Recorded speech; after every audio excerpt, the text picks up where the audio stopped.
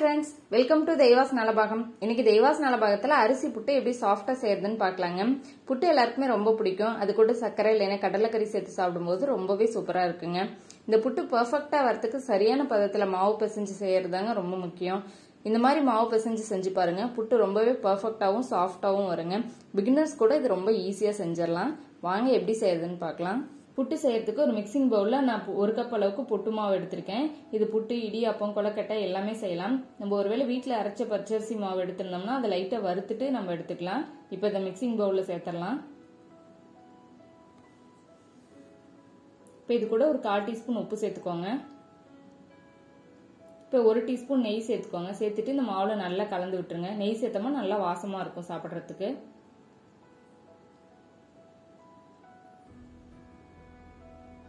இப்போ இதில் ஒரு 1/4 டீஸ்பூன் ஏலக்காய் தூள் சேர்த்துக்கலாம். நான் இனிப்பு சேர்த்து சாப்பிட்றதுனால ஏலக்காய் தூள் சேர்த்துக்கிறேன். நீங்கள் காரம் சேர்த்து சாப்பிட்ற மாதிரி இருந்துச்சுன்னா நீங்கள் அதை ஸ்கிப் பண்ணிக்கோங்க. இப்போ இதில் நம்ம தண்ணி சேர்த்து பிசைஞ்சிடலாம். தண்ணி ஒட்டுக்கா ஊற்றிடக்கூடாது. கொஞ்சம் கொஞ்சமாக கையில் தெளிச்சுட்டு நம்ம பிசையணும். ஒவ்வொரு டைமும் நம்ம தண்ணி சேர்த்தும் போது அந்த மாவுல நல்லா உறிஞ்சதுக்கு அப்புறம் தான் நம்ம அடுத்தது தண்ணி சேர்த்து பிசையணும். இப்படி கொஞ்சம் கொஞ்சமாக தெளிச்சு பிசைங்க, ஊற்றிடாதீங்க. சேர்த்துட்டு கையில் இப்படி தேய்ச்சி தேய்ச்சி விட்டு பிசைங்க. அப்பதான் கட்டி எதுவும் இல்லாம நல்லா மாவு உதிரி உதிரியா வரும். அதிகமா தண்ணி சேர்த்தக்கூடாது, அதுவும் நல்லா இருக்காது. அதே மாதிரி கம்மியாவும் தண்ணி சேர்த்தக்கூடாது. அப்புறம் புட்டு பார்க்கறதுக்கு உதிரி உதிரியா தெரியற மாதிரி இருக்கும் மாவு, ஆனா புட்டு வேகவே வேகாது. அதனால தண்ணி கரெக்டா பார்த்து சேர்த்துக்கோங்க. இப்படி நல்லா தேய்ச்சி தேய்ச்சி பிசைஞ்சு விடுங்க. மாவு எப்படி கரெக்டா இருக்குன்னா இப்படி எடுத்து கையில புடிச்சு பாத்தீங்கன்னா அப்படியே மாவு அப்படியே நிக்கணும். இதுதான் சரியான பதம். இதுதான் சரியான பதம். பிகினர்ஸ்க்கு இந்த மாவு பிசையறதுக்கு கொஞ்சம் சிரமமா இருந்ததுன்னா அதுக்கு நம்ம இன்னொரு மெத்தட், நல்லா இது கையில உங்களால கட்டி இல்லாம பிசைய முடியும்னா பிசைஞ்சிடலாம். ஒருவேளை உங்களுக்கு சின்ன சின்ன கட்டிகள் இருக்கு அப்படின்னா நீங்க என்ன பண்ணுங்க, இந்த மாவு நல்லா இப்படி பிசைஞ்சதுக்கு அப்புறம் நம்ம வீட்டுல ஒரு ஃபில்டர் இருக்கும்ல, அதாவது இந்த மாதிரி ஜல்லடை வடிப்போம், புளி இந்த மாதிரி வடிப்போம்ல, இந்த மாதிரி ஜல்லடை பிளாஸ்டிக்ல இருந்தாலும் சரி, ஸ்டீல்ல இருந்தாலும் சரி, எது வேணாலும் எடுத்துக்கலாம். இப்போ இதுல நம்ம மாவு போட்டுட்டு நல்லா இதை தேய்ச்சி தேய்ச்சி விட்டுறலாம்.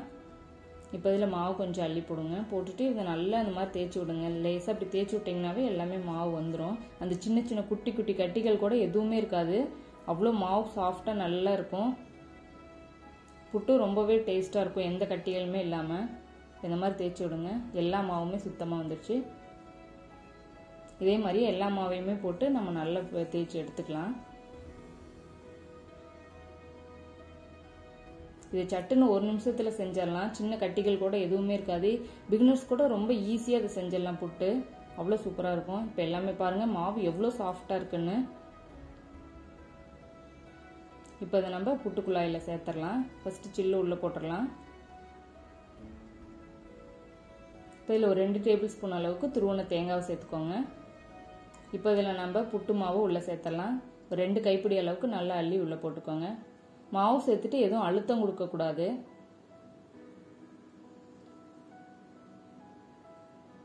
மாவு சேர்த்ததுக்கு அப்புறம் திருப்பியும் தேங்காய் சேர்த்துக்கலாம்.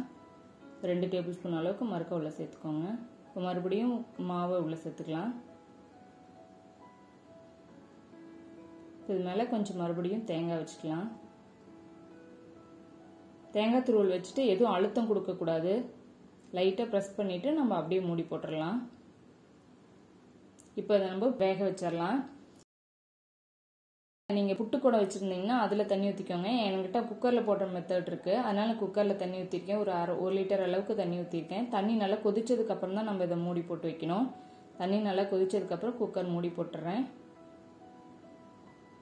இப்போ மேல நல்லா ஏர் வந்ததுக்கு அப்புறம் இப்போ அந்த இதுல போட்டுடலாம். சேர்த்துட்டு இது ஒரு 5 நிமிஷத்துலயே ரெடி ஆயிரும். மேல இருக்கிற ஹோல்ஸ்ல ஏர் வந்துருச்சுனாவே புட்டு வெந்துருச்சுன்னு அர்த்தம். அந்த மாதிரி ஏர் வந்ததுக்கு அப்புறம் 1ல இருந்து 1.5 நிமிஷம் இல்ல 2 நிமிஷம் மட்டும் வச்சீங்கன்னா போதும். ரொம்ப நேரம் வேக வச்சீங்கன்னா புட்டு ரொம்ப ஹார்ட் ஆயிரும்.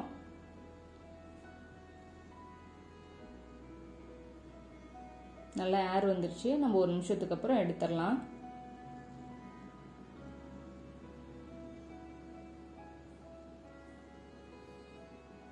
அவ்வளவுதாங்க, நம்ம புட்டை வெளியே எடுத்துடலாம். இந்த கம்பி வச்சுட்டு லேசா தள்ளினீங்கனாவே புட்டு அழகா வெளியில வந்துடும்.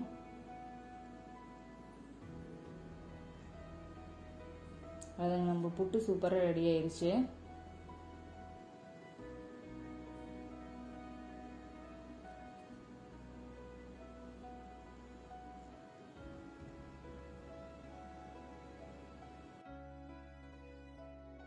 இதை நான் இன்னைக்கு சர்க்கரையோட சேர்த்து சர்வ் பண்ண போறேன்.